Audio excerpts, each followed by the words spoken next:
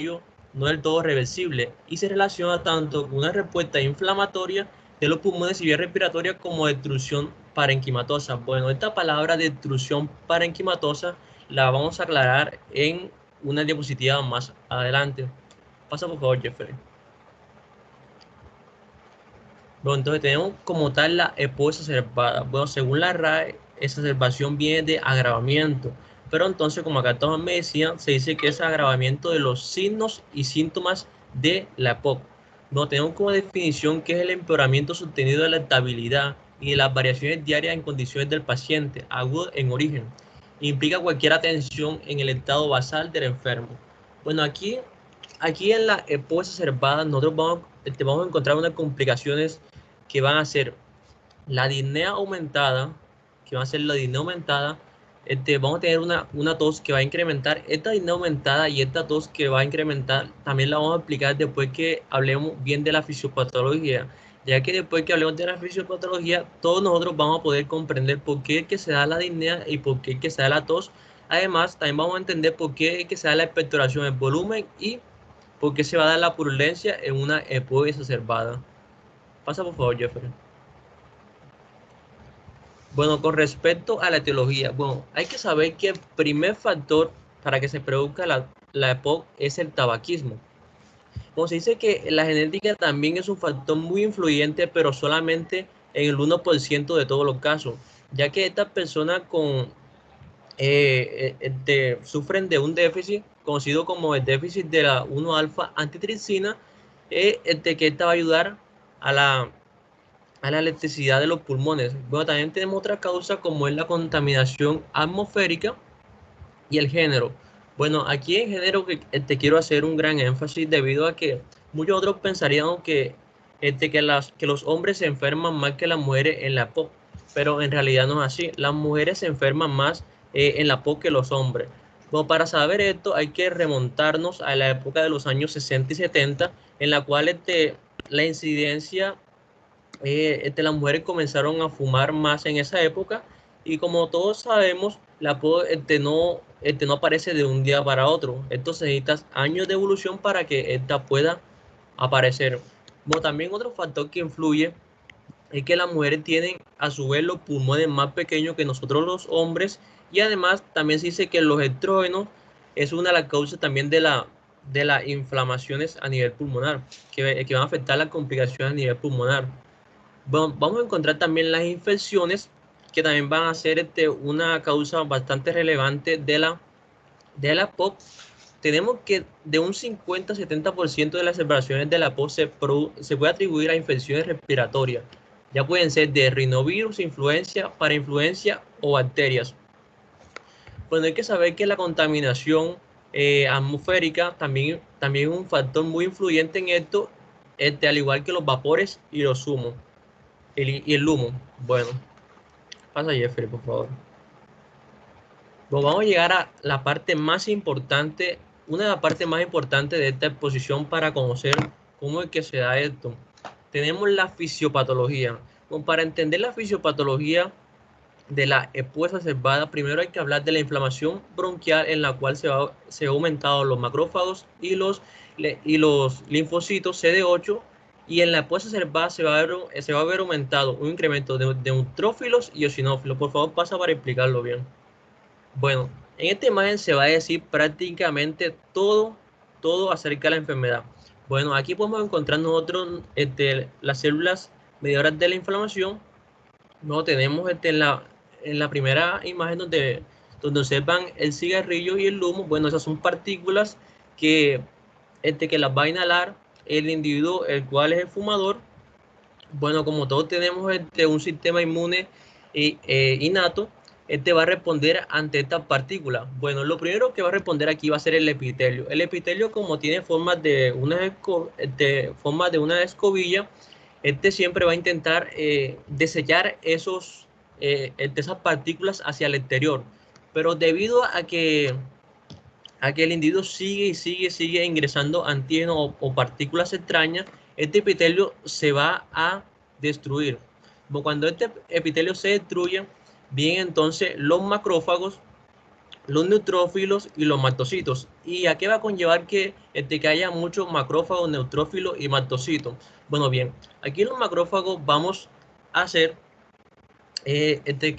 bueno, los macrófagos se dice que hay unos mediadores de la inflamación y estos van a causar lo que es la inflamación.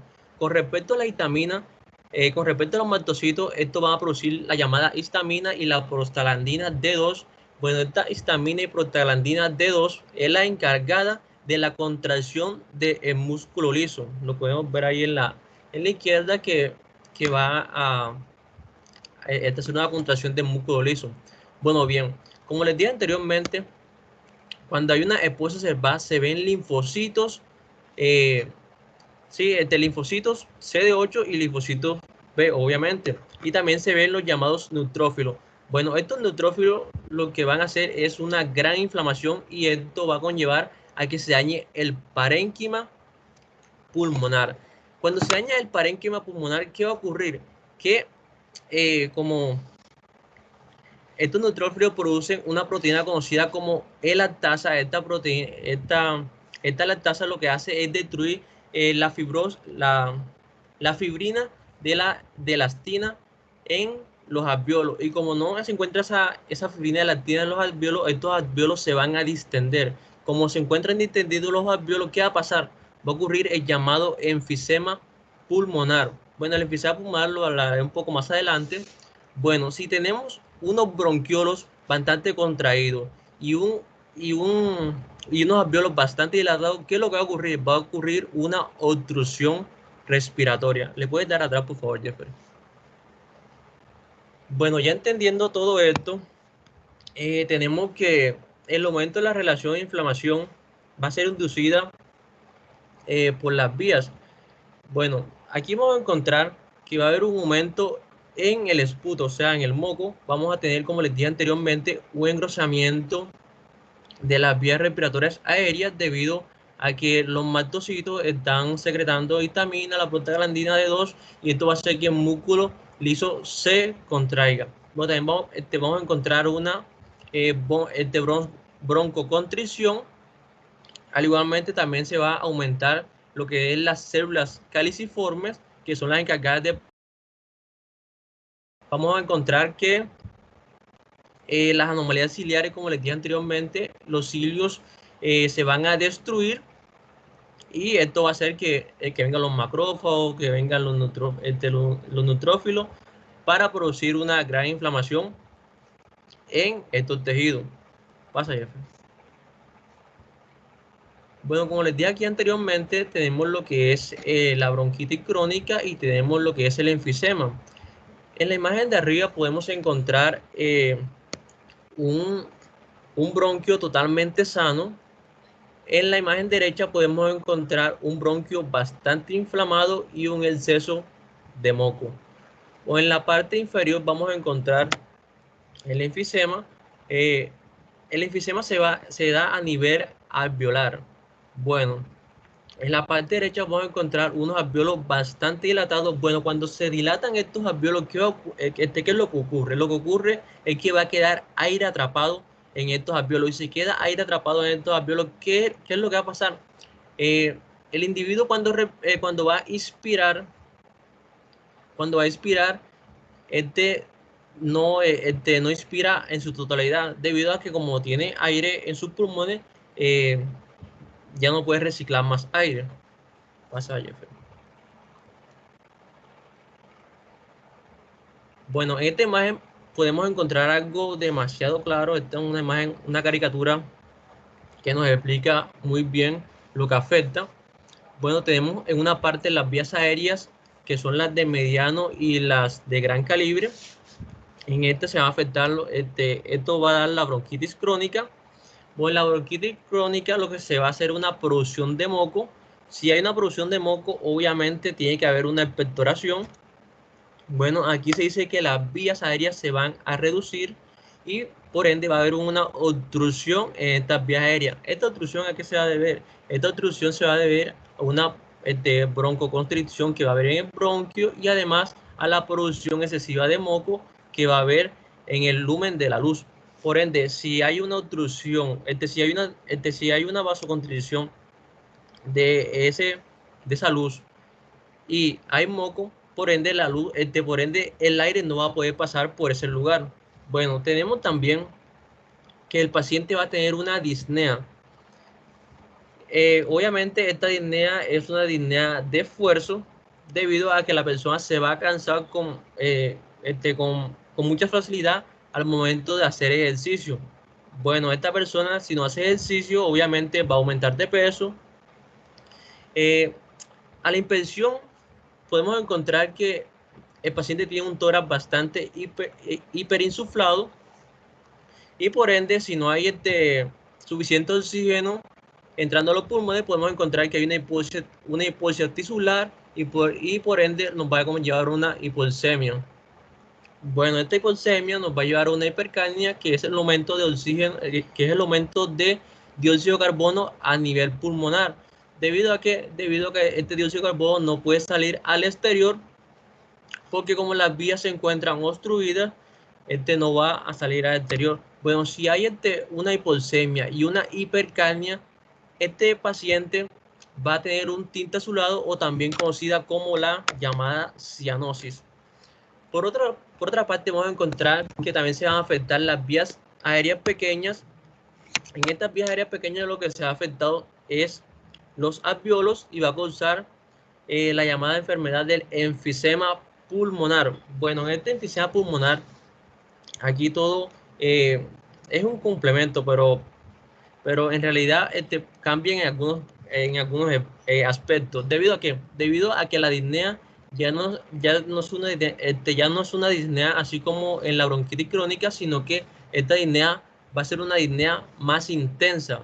La persona va a tener mucha dificultad para respirar.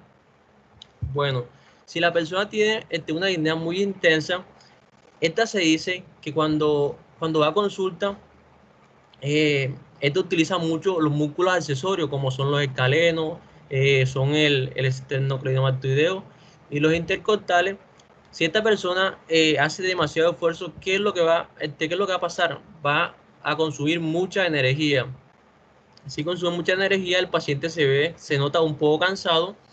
Bueno, se dice que el paciente con el enfisema evita comer porque no puede respirar cuando come. Bueno, si una persona no come, obviamente va a perder peso y si pierde peso puede sufrir una caquexia.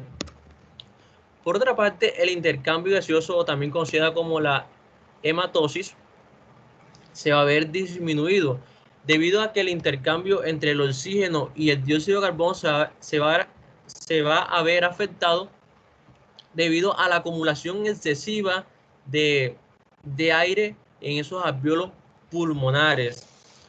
Bueno, si hay un mal intercambio gaseoso, ¿qué es lo que va a ocurrir? Va a disminuir el oxígeno. Si disminuye el oxígeno, por ende, va a ocurrir una hipoxemia a nivel sistémico. Bueno, si ocurre una hipoxemia a nivel sistémico, entonces la médula ósea, ¿qué tiene que hacer? Tiene que aumentar esos eritrocitos.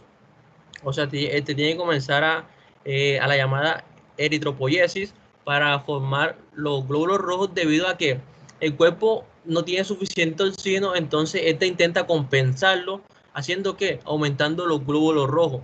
Pero entonces, como la persona no necesita más glóbulos rojos, sino lo que necesita es oxígeno, va a ocurrir la llamada poliglobulia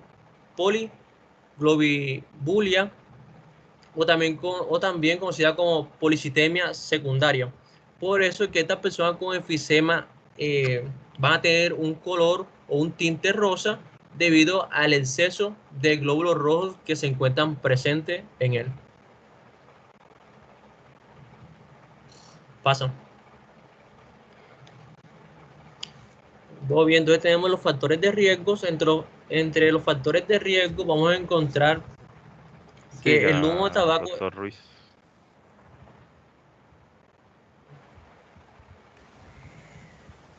Ya, doctor, ¿me ve? Hágale, doctor. ¿Se escuchan? Bueno, en los factores de riesgo, como mi compañero Zapa nos mencionó con anterioridad, el primer factor de riesgo, o el más común de todos, es por el humo del tabaco, por exposición laborales, personas que trabajan en fábricas que botan humo o desechos tóxicos, contaminaciones en interiores, contaminación ambiental a medida de los carros, porque hay ciudades eh, que tienen mucha contaminación ambiental y eso, como nosotros estamos respirando, se nos mete con que la contaminación o los antígenos, la edad, estos pacientes mayormente tienen una edad aproximadamente de 40 años hacia adelante. Pueden tener, como nos dijo los compañeros, también infecciones respiratorias, puede haber asma, hipersensibilidad bronquial, bronquitis crónica y saturación oxiconómica.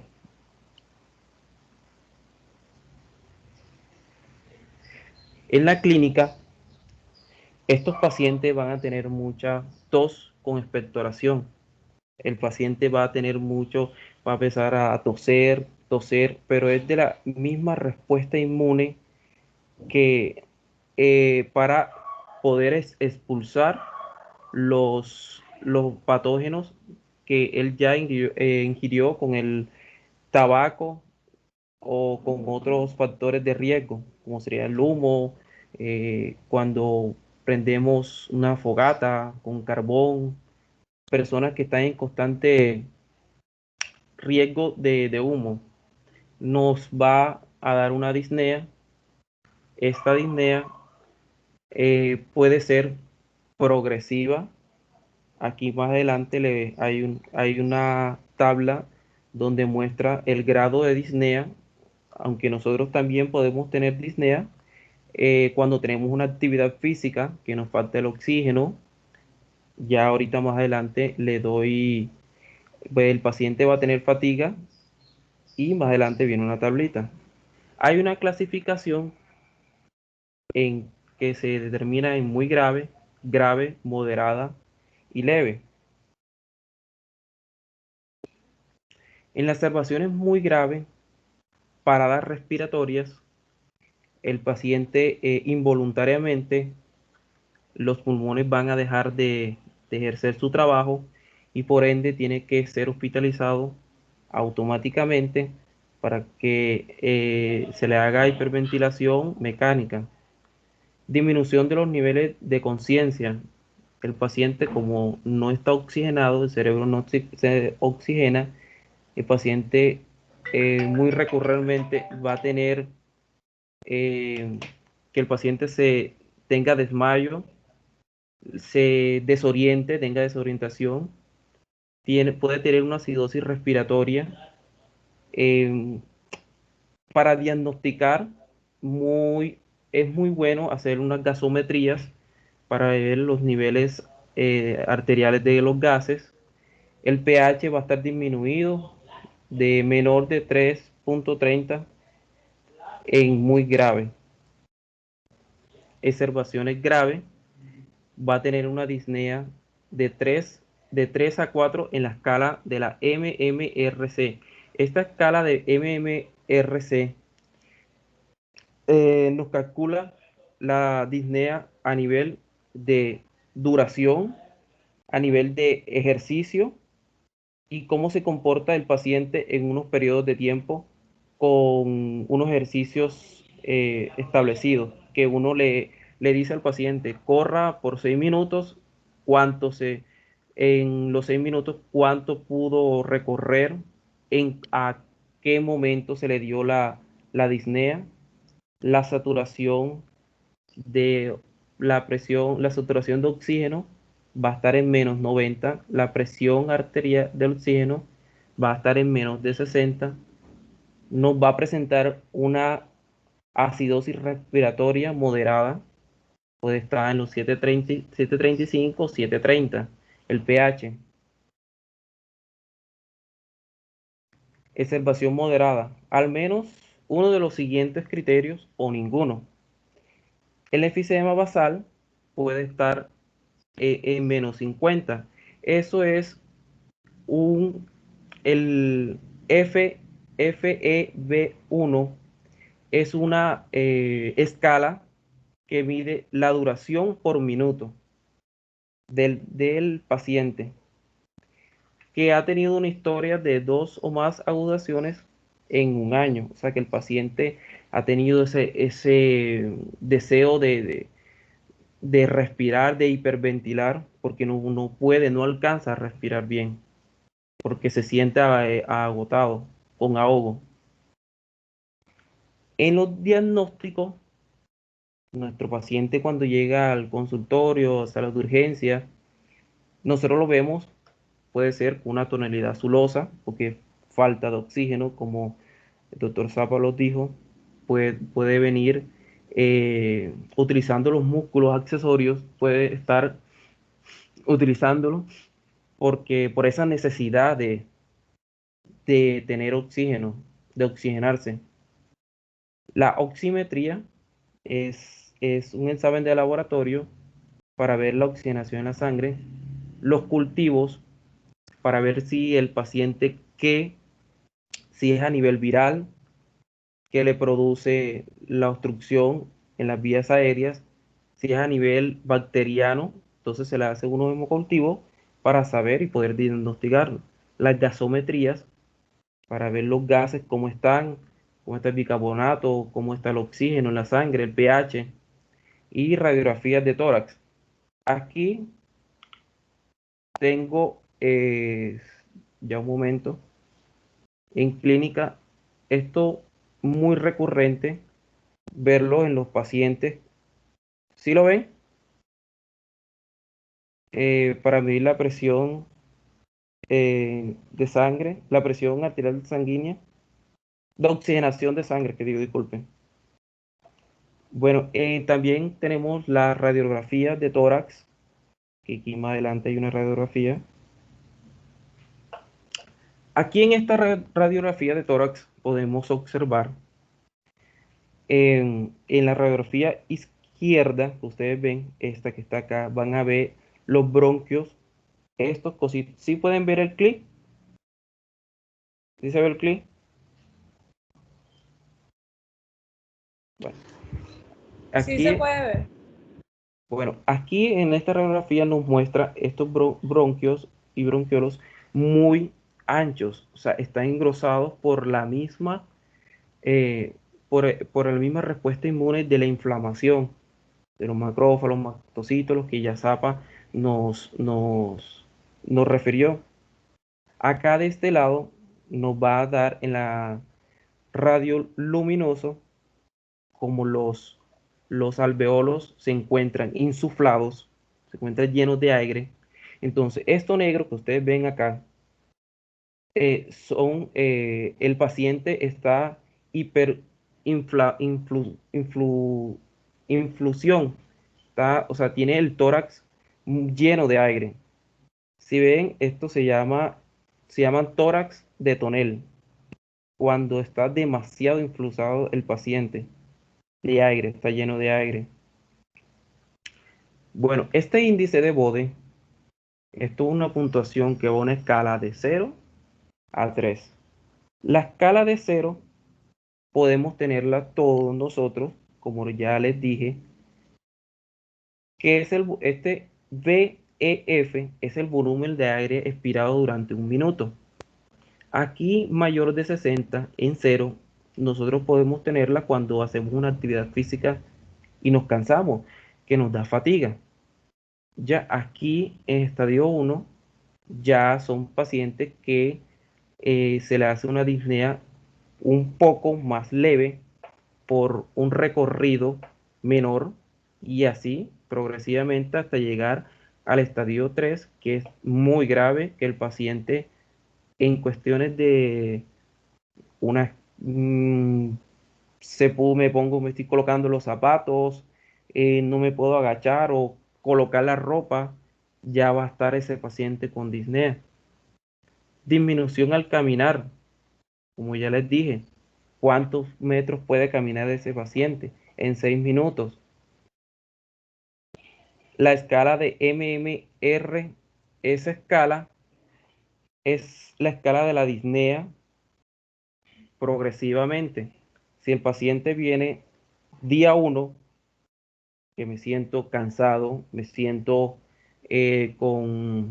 doy 3 kilómetros, no, 1 kilómetro trotando, te sientes cansado, puede ser normal. Pero ya después de una esquina, 2 esquinas, el paciente ya se siente agotado, entonces va a estar en esta escala de 2 a 4. El índice de masa corporal tiene que ver mucho también a nivel bronquial, como Zapara dijo en las figuras, porque el paciente se encuentra con cualquier actividad física, no puede, no la hace porque se siente agotado, se puede aumentar y viceversa. En la enfisema alveolar, como el paciente con cualquier cosa, incluso hasta para comer, se va a encontrar con ahogos, entonces el paciente va a disminuir el índice de masa corporal.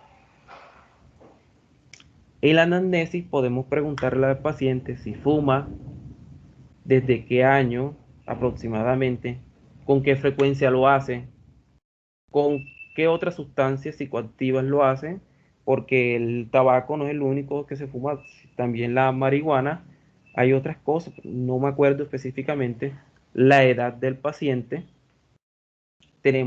podemos hacer la inspección, palpación, auscultación y percusión al paciente. Ya más adelante se los detallo. En la inspección de tórax, como les dije, un tórax de tonel, este paciente de este lado va a estar insuflado, la caja torácica, los pulmones se van a distender y entonces el paciente va a estar puede ser hacia adelante o posterior, la parte posterior va a estar insuflado, va a estar grande. El paciente respira con esfuerzo, vemos el paciente respirando desde que nos llega al centro hospitalario, consulta, vamos a verlo más que todo clínico. En la palpación, en el enfisema, se encuentra disminución de la expansibilidad del hemotórax, los alveolos no se van a distender, hay una disminución de la vibración vocal táctil en expansión, el tórax no, como ya tiene tórax de tonel, los alveolos no se distienden por el enfisema. Entonces, nosotros vamos, en la palpación vamos a ver que el tórax no se va a contraer, exhala, inhala, nosotros le decimos al paciente, exhala, inhala, y no va a haber esa oscilación. En la bronquitis crónica se encuentra hipomovilidad en el hemitórax. Igualmente, el paciente no va a tener esa distensión del tórax.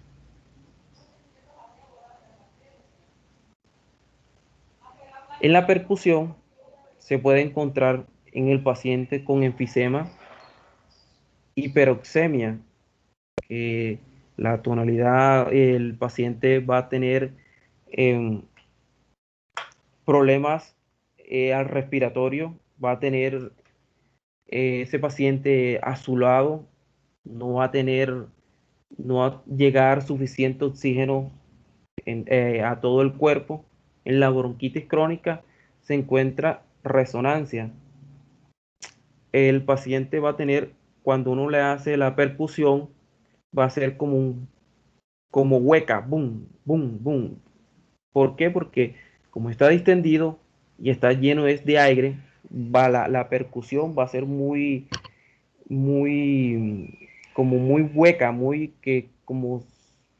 como les digo. Bueno, no sé el ejemplo si es exacto, pero va a ser muy hueca, o sea, no se va a sentir como mate, como una matidez. En la ocultación, el eficiencia se encuentra en murmullo.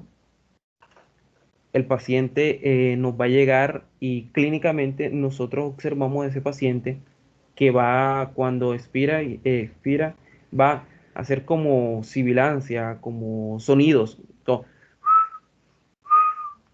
Entonces el paciente va a hacer sonidos cuando intenta respirar.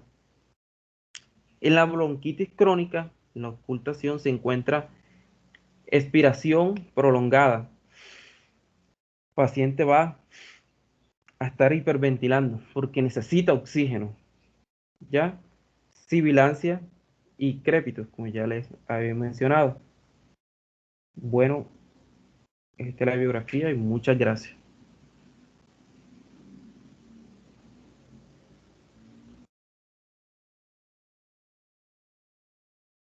Ok. Ya, doctor. Sí, sí, ya vi que terminaron.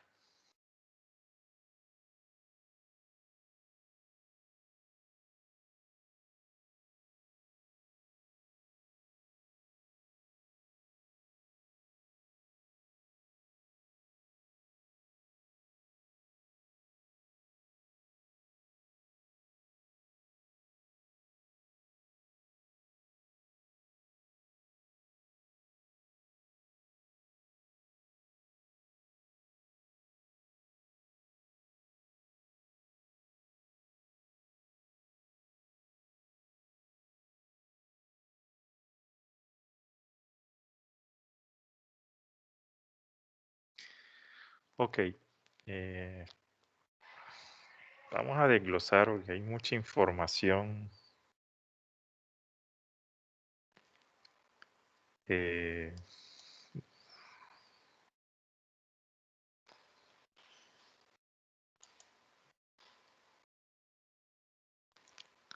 Regresemos a las diapositivas del examen físico donde comienza inspección.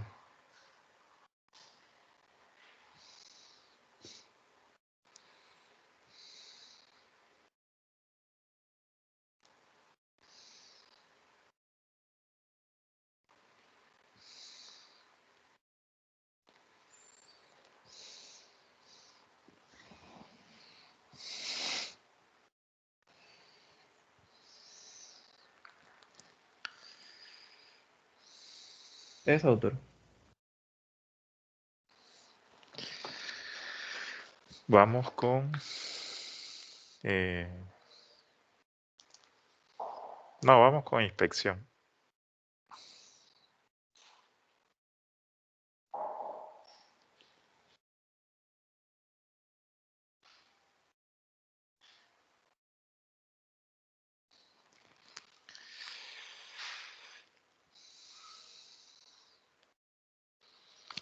Estamos hablando de exacerbación de la EPOC.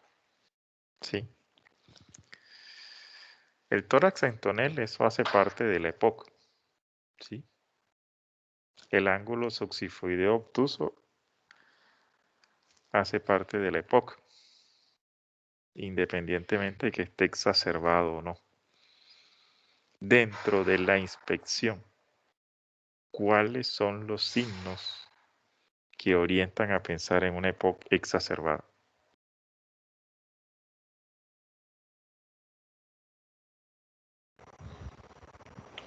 Bueno, en los signos que nos van a orientar a esto, va a ser que el paciente se encuentre, bueno, como dice ahí, que el paciente no pueda respirar normalmente y va a utilizar prácticamente los músculos accesorios.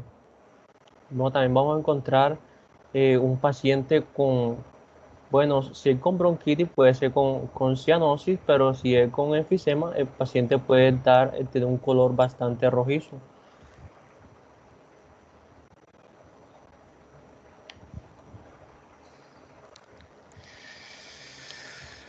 Ahí está el inconveniente.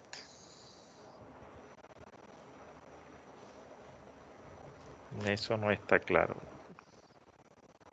¿Qué es utilizar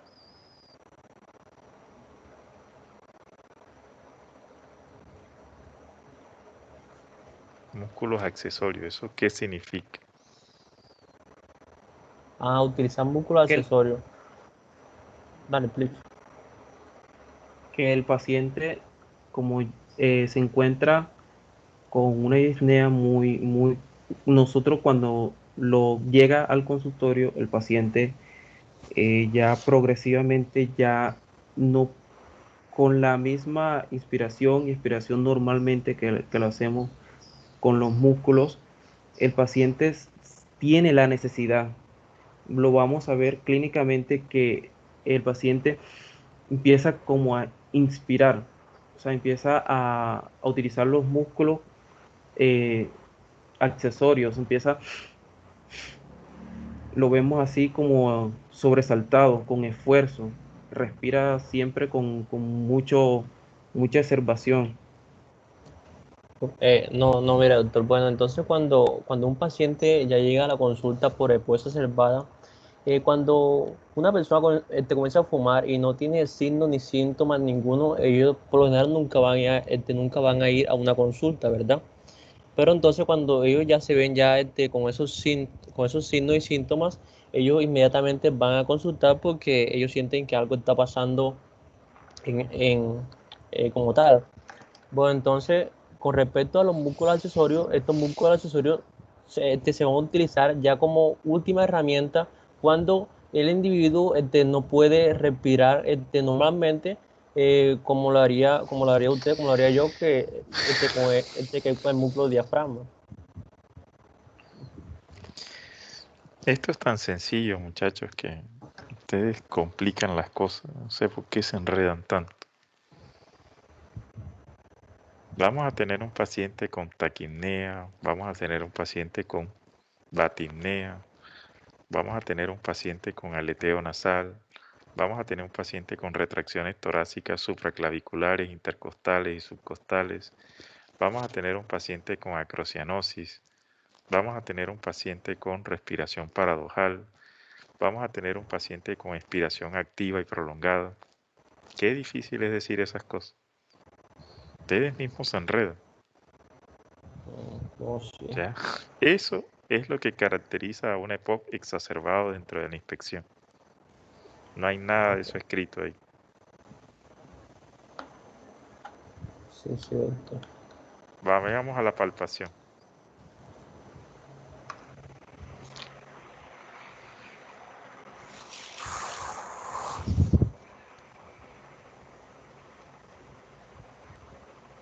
¿Qué es lo que caracteriza la palpación? Disminución de la expansibilidad de los hemitórax, disminución de la vibración vocal táctil. ¿Por qué se disminuyen las vibraciones vocales? Las vibraciones vocales se van a disminuir, se ven disminuidas debido a que el aire no puede pasar por los bronquios y tampoco por la tráquea, Eso debido no a la tiene carencia. nada que ver.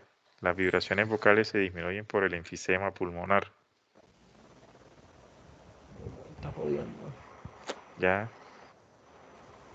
¿Qué vamos a encontrar? Vamos a encontrar roncus palpables, propio de la movilización de secreciones del árbol traqueobronquial. Esas son las cosas que vamos a encontrar. A la percusión.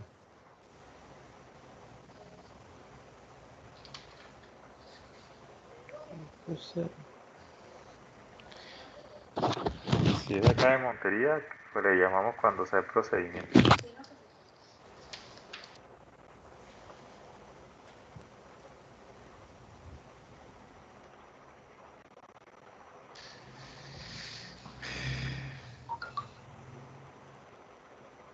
En la bronquitis crónica se escuchará resonancia. Eso es patológico.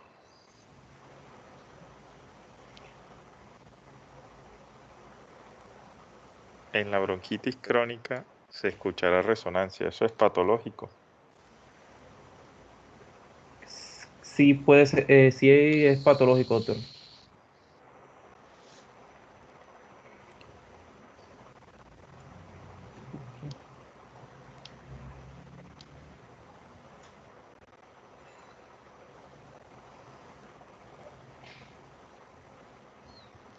No, la resonancia es el sonido normal de la percusión de los pulmones.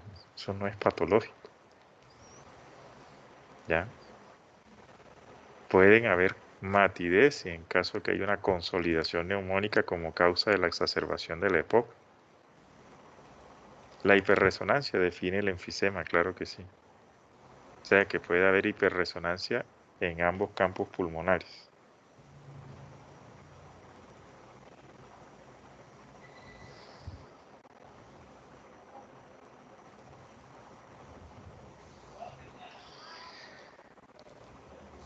Y en la auscultación, pasemos.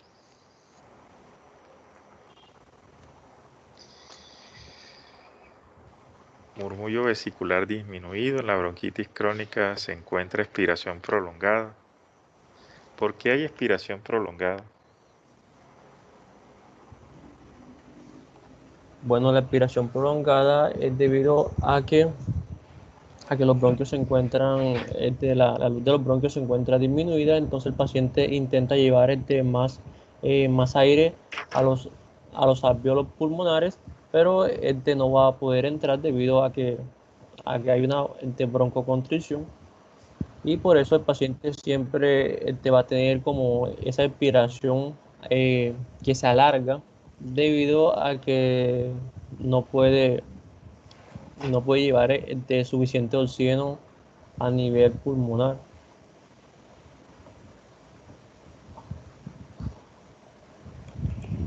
¿Me repite, doctor, por favor? Claro, doctor.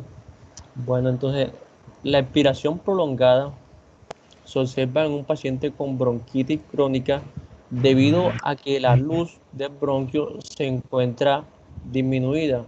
Al encontrarse disminuida la luz del bronquio, lo que va a pasar es que el paciente necesita inspirar más aire para poder llevar a los pulmones, obviamente.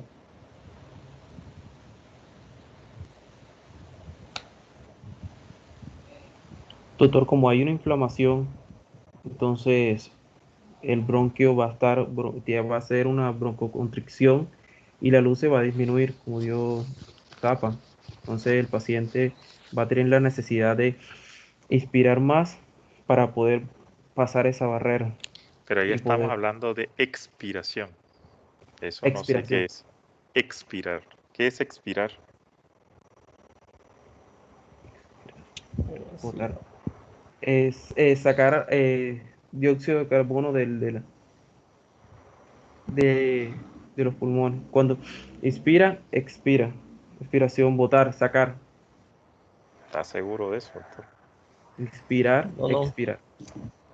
no, la expiración se debe a que hay una acumulación de dióxido de carbono en los pulmones, y este paciente tiene la Mire, necesidad de pulsar. cómo una sola letra puede cambiar el contexto de una palabra? O sea, no sé qué es lo que es expiración prolongada. Yo sé lo que es expiración prolongada. La palabra expiración quiere decir que algo terminó. La palabra expiración hace parte de la eliminación del aire de los pulmones. Ojo, no, yo les hago la salvedad porque por eso me llamó la atención que era una expiración, o sea, alguien que se muere lentamente, ¿qué será? Sí, sí, sí, que está mal escrito. No, yo sé que está mal escrito. Por eso les preguntaba y ustedes estaban tratando de darle una explicación a algo que no la tiene. La expiración prolongada tiene que ver con las fuerzas de retroceso elástico de la caja torácica del pulmón y del diafragma. ¿Ya? Como lo mencionaron en la fisiopatología, hay un daño en la citoarquitectura alveolar, ¿ya? Y hay un proceso que se llama hiperinsuflación dinámica, que cada vez que el paciente inspira, el aire ingresa al alveolo, pero difícilmente sale porque hay daño en la citoarquitectura alveolar y eso genera atrapamiento aéreo. A nivel cardíaco, que no lo han mencionado y hay muchos datos a nivel cardiológico, ¿qué se puede encontrar en la inspección, palpación, percusión y auscultación de un paciente con una EPOC exacerbada?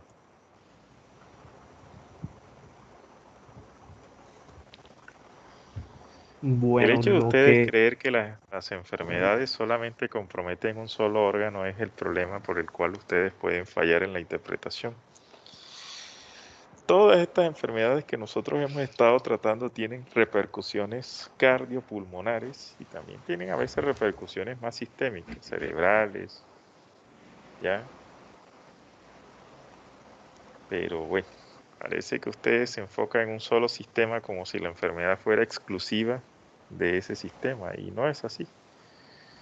La EPOC exacerbada tiene repercusiones a nivel cardíaco, graves inclusive, que pueden inclusive hasta enmascarar síntomas de exacerbación o pueden presentar otras manifestaciones asociadas a la exacerbación de la EPOC, no solamente desde el punto de vista respiratorio. A ver, los escucho.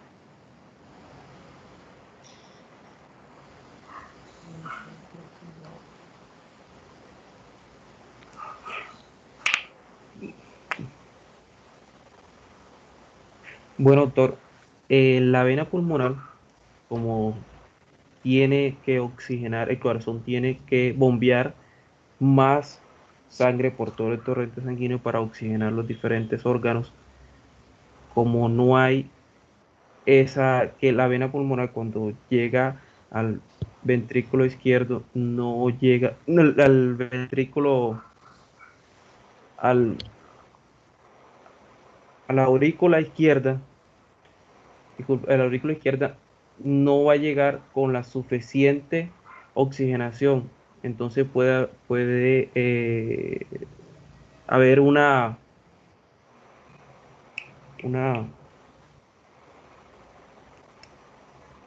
o sea, el corazón tiene que bombear más y más rápido para poder suprimir esa necesidad de oxígeno.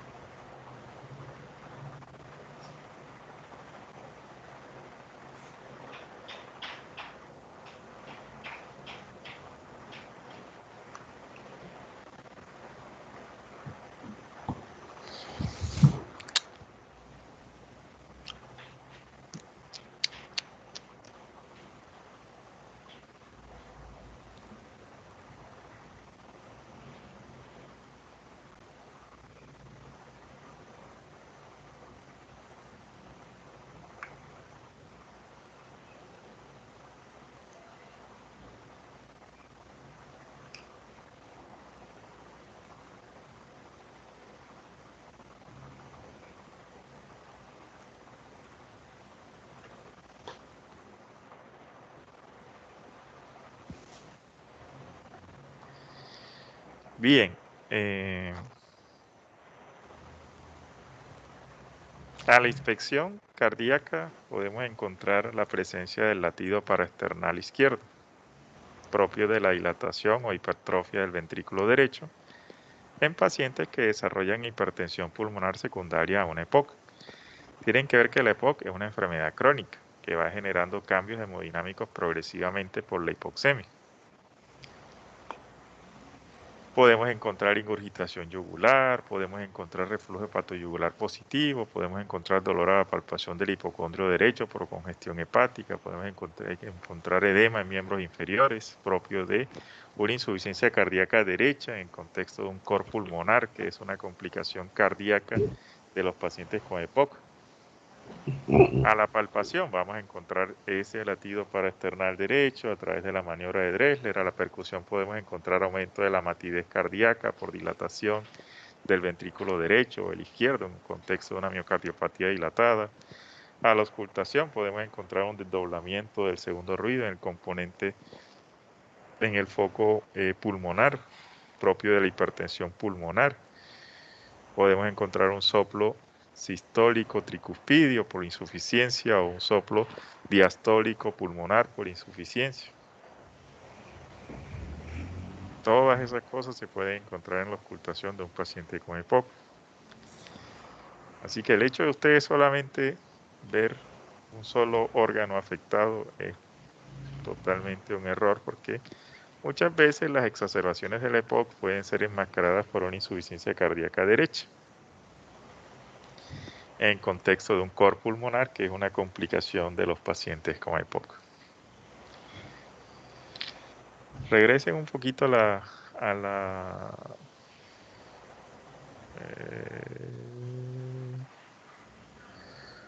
la fisiopatología.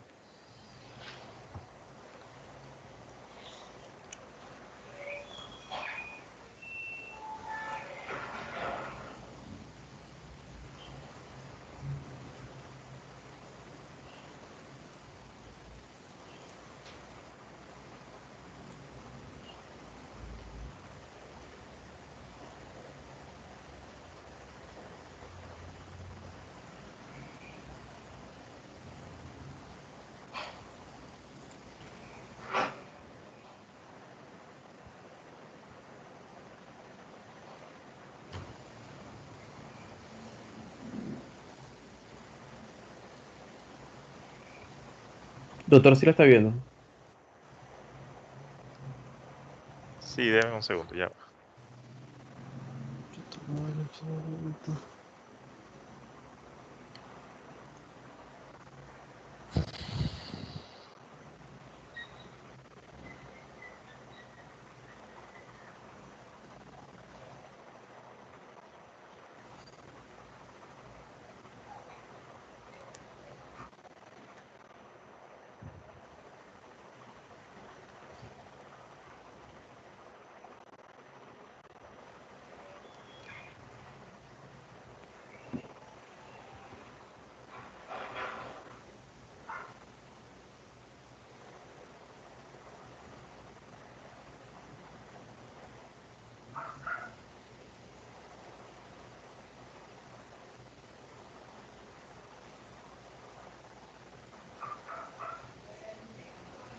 La que sigue.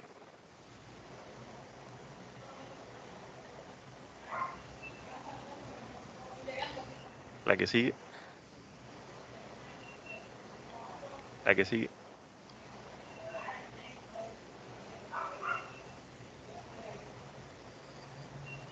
Bueno. Cuando yo mencioné el proceso de hiperinsuflación dinámica, ¿eso en qué contexto se da? ¿Qué significa eso?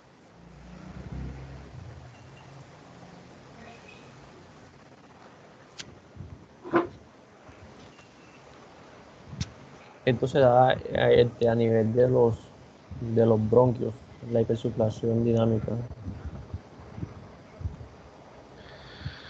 No, todo eso se da a nivel de los alvéolos.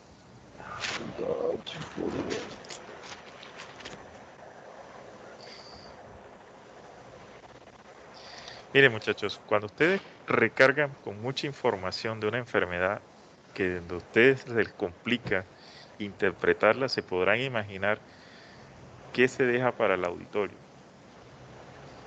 Hay una escala que ustedes colocaron ahí. Bajen un poquito. Ahí donde dice leve, moderado, severo, muy severo. ¿Eso de qué escala define eso? ¿Cómo sé yo cuándo es una EPOC muy grave, moderada o leve? ¿De qué depende eso? ¿Cuál es la escala que se utiliza ahí? Bueno, me mando Jeffrey, va. Porque ahí me colocan exacerbación muy grave, parada respiratoria, disminución del nivel de conciencia y acidosis respiratoria grave. Yo discrepo un poco de ese pH por debajo de 730 como acidosis respiratoria grave, pero bueno, porque eso es, no sé dónde encontraron ese dato como tal. Bajen a Eso lo la otra encontramos. diapositiva. Ahí dice exacerbación grave, pH 730 a 3.35. No sé qué significa eso, pero bueno. ¿Qué es disnea 3, 4 en la escala MMRC? ¿Qué significa MMRC? Bueno, MMRC significa, eso está en inglés ahí, significa de Consejo de Investigación de Medicina eh, modificado.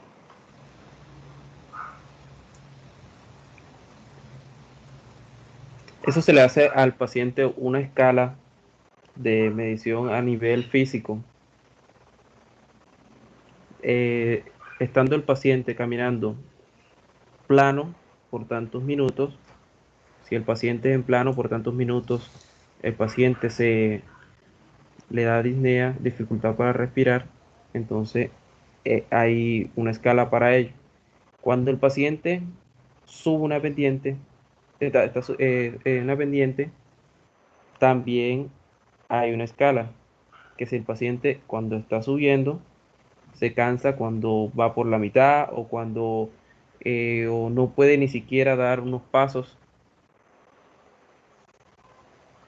Bueno, aquí en las exacerbaciones graves se dice que la disnea se encuentra de 3 a 4 debido a que la disnea 3 y 4 son de las más graves.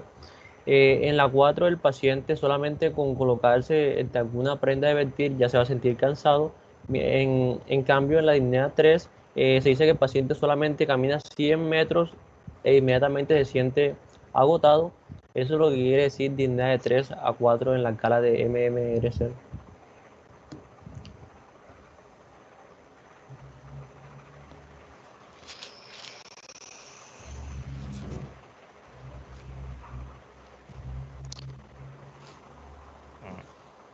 Se meten solitos en unas vainas que... Doctor, mira, sí. Sí, yo sé qué significan. Es porque ustedes se clavan el puñal ustedes mismos. Eso No, es no lo una, sé. eso es una constante en ustedes.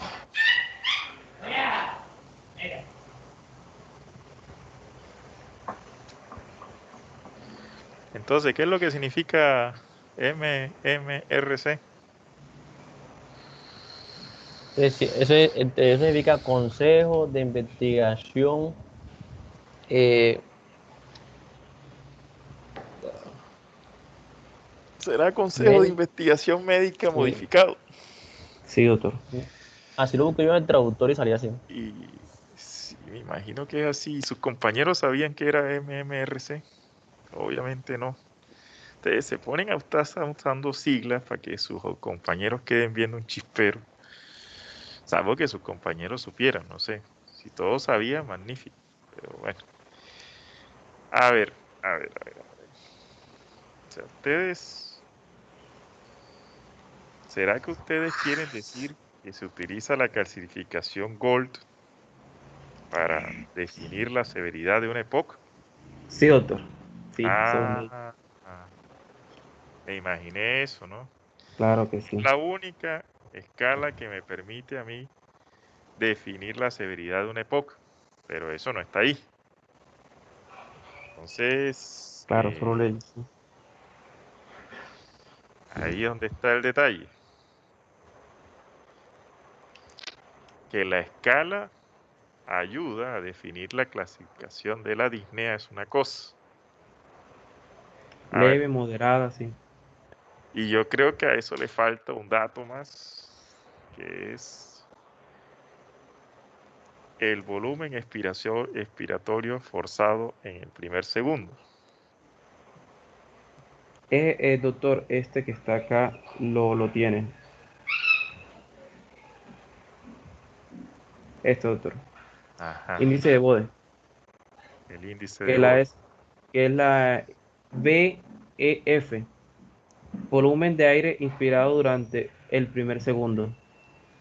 Entonces aquí yo les comenté que cero, todos los tenemos, podemos tenerlo todos, porque cuando hacemos una actividad física, podemos tener uno, va disminuyendo, en el estadio 2 va progresivamente disminuyendo y así hasta llegar al 3.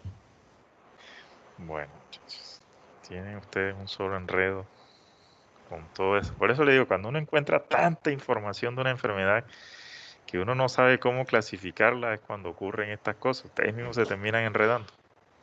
Colocan tantas cosas, con una que hubiesen colocado era suficiente. ¿Por qué? Porque se enfrascaron en todas estas cosas y la esencia de la presentación no la aclararon, que era todas las manifestaciones clínicas en una EPOC exacerbada. Yo no les pregunté sobre la EPOC como tal, ¿ya? Porque la fisiopatología que ustedes tienen ahí es la fisiopatología de una EPOC. Y eso está bien, yo no les puedo, pero yo no les califico sobre la fisiopatología de la EPOC, sino la fisiopatología de una EPOC exacerbada, que es un contexto totalmente diferente. Porque este paciente se atiende por consulta externa, se le mandan sus nebulizadores y está tranquilo en casa con su oxígeno si es necesario y todas esas cosas. Pero la EPOC exacerbada es la que llega a la urgencia. ¿Y por qué se exacerba la EPOC? Pues obviamente por factores infecciosos, por poca adherencia al tratamiento, por insuficiencia cardíaca sobreagregada. Entonces hay que analizar, si viene sobreinfectada, pues entonces cuáles son los signos de sobreinfección que puede presentar una EPOC. Los signos de EPOC más los signos de la infección. Así que bueno, la situación es así. Bueno, muchachos, parece que ustedes mismos se enredaron. No se cumplió el objetivo de la charla. Para los próximos, toda la información de los otros temas es abundante. Organícenla, cumplan con el objetivo de la charla y no se enreden con informaciones que a veces ustedes mismos no comprenden. Ese es el consejo que les doy. No nos fue bien, muchachos. No nos fue bien. Así que, ¿Cuánto hagamos, doctor? y sacamos 280, doctor. Ya, porque faltan muchas cosas ahí, pusieron demasiada información que no tiene que ver con el tema. Así que, como le digo, muchachos, cuando uno investiga, uno sintetiza la información. No es colocar todo, porque terminan ustedes enredándose con todo ese poco de escalas que no se comprenden muy bien. Bueno, nos vemos mañana, muchachos. Que tengan buen día. Bueno, muchas gracias.